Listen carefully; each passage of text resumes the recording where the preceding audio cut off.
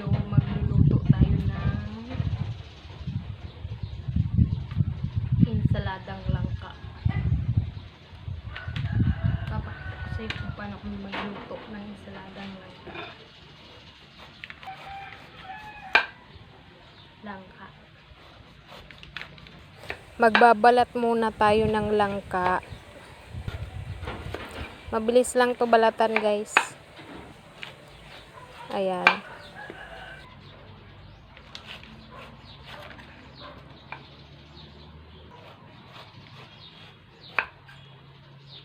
Mabilis lang naman to, guys. Oh, tapos na. Tapos na. Pupunasan natin yung ano niya. Dagta. Wala yung dagta. Hiwain natin.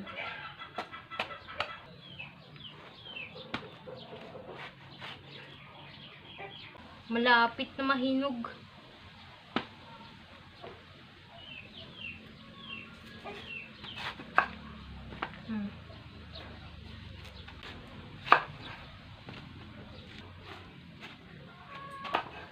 Dulas. Ayan, hinog na yung langka namin, guys. So,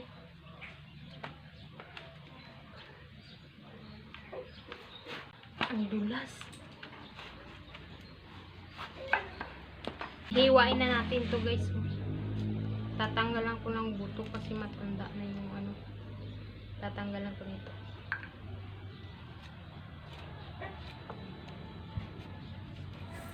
Ayan, sa mga hindi pa marunong magluto ng insaladang langka ng Bisaya, panoorin nyo tong video na to para matuto kayo. Simple lang to. Ano, pang lutong pang mahirap lang to. Kayang-kaya nyo to lutuin. Buliga ko diwa. Panoorin nyo lang.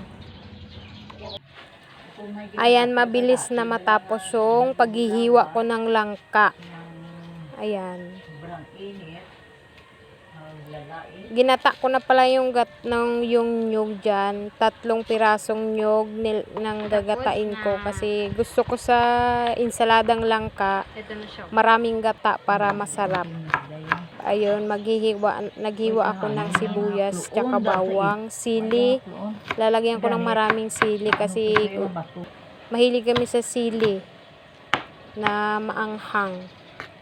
Ayan, para mas masarap kasi pag yung insalada namin maraming sili. Yung iba nilalagyan nila ng kamatis. Nakita ko nung nagluto yung karinderya dito sa amin. May yung nila, yung insaladang langka nila, may kamatis, tsaka medyo matamis-tamis. Ayan, yan yung pangsasahog ko, yung daing na dalagang bukid. Yan, yan yung pangsasahog ko sa niluluto ko. Ginata ko na pala dyan yung gata para mabilis lang kasi anong oras na din. Kaya, ayan, tapos na ako maghiwa. Dito kasi sa amin, ginigisa pa yung insaladang langka. Gigisahin muna natin yan sa bawang, sibuyas, tsaka sa konting mantika lang. Gigisa natin. Pagkatapos natin igisa, ilalagay natin yung langka. Tapos, yung unang gata, yun yung isasabaw natin. Yung iba kasi pinapakuluan muna nila sa tubig para madali lang maluto. Ako kasi yung unang gata, yun yung sinasabaw ko. Tapos gigisa ko yung sinasabaw ko para hindi mawala yung lasa ng langka. Ayan. Iba kasi pag pinakuluan mo sa tubig, tas aahunin mo, medyo matabang na yung langka. Wala na yung lasa ng langka. Kaya ako hindi ganun. Yung pangalawang gata ng nyog, yun yung isasabaw ko dyan para nandyan pa rin yung lasa ng langka. Ayan. Ng pangalawang gata. Haluin muna natin. Yan yung pangalawang gata. Yan yung ipang sasabaw natin para lagyan natin ng asin. Tas hindi pa kumukulo dyan yung gata, nilagyan ko na ng asin, ng pangpalasa, naglalagay din ako ng laurel, tapos pamintang buo. Yun yung nilalagay ko para masarap. Ilalagyan ko na ng asin bago kumulo kasi parang habang kumukulo, habang yung langka, habang lumalambot yung langka, nandyan na yung lasa para lasang-lasa talaga yung ano. Ayan, nilagyan ko ng sili kasi mahilig talaga ako sa sili. Ayan, mabilis lang naman yan lutuin. Panoorin nyo lang sa mga hindi pa marunong, sa mga Bukal na. malayo sa city. Yan, Ayan, guys, yung mga taga dito lang sa atin na hindi pa marunong magluto masyado. Manood lang kayo sa YouTube. Mayroon dyan tutorial naman. Ayan. Ipapakita ko lang sa inyo kung paano ako magluto ng ensaladang langka namin dito sa Bisaya. Ayan. Nilagyan ko na hinalo ko lang pala dyan. Tapos ako naglalagay pala ako sa ensaladang langka ng suka. Kasi yun yung ano nila dito sa Bisaya, suka. Nalagyan nila ng suka. Ayan, nilagyan ko na ng siling haba kasi pangpabango din yan. Tapos dagdag sili din yan. Dagdag anghang din yan. Kaya, ayan, nilagyan ko na.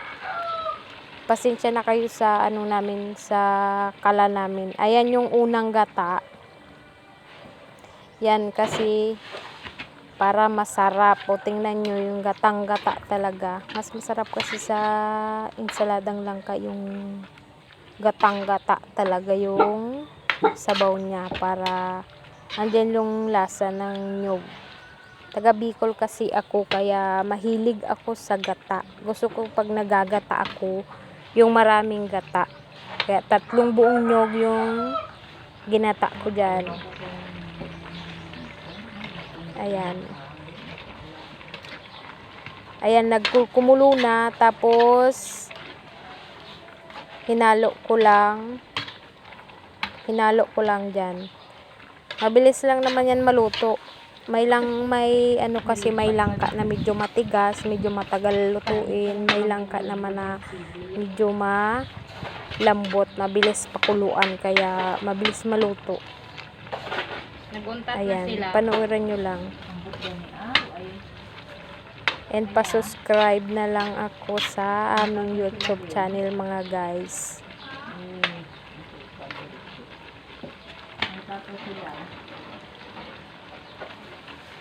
Pasensya na kayo guys sa aming lutuan kasi hindi kami rich. Alam nyo na, ayan. Kaya dyan lang ako nagluto sa kahoy kasi wala kaming shilin. Kaya, ayan.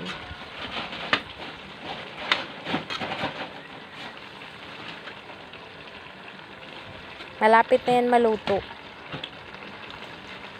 Titikman ko kung anong lasa, kung masarap ba o anong kulang. Sakto naman. Kaya pakuluan muna natin na mabawas-bawasan yung sabaw. Kasi medyo marami-rami pa yung sabaw, kaya pakuluan muna natin para mabawasan yung sabaw. Naglalagay ako dyan ng suka. Tapos, pag naglagay na ako ng suka, papakuluan ko muna ng medyo matagal-tagal para hindi umasim yung niluluto mo kasi nilagyan mo ng suka. Dapat, bago mo haluin, yung luto na talaga yung suka. Kasi umaasim daw eh. Kaya, pinakuluan ko muna bago ko hinalo. Kasi daw, pag pakalagay mo ng suka, hinalo mo na, umaasim daw. Kaya, ayan, luto na yung niluluto ko.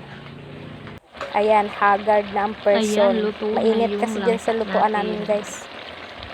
Ayan, luto na yung insaladang langka with maraming sili. Kain na tayo, guys.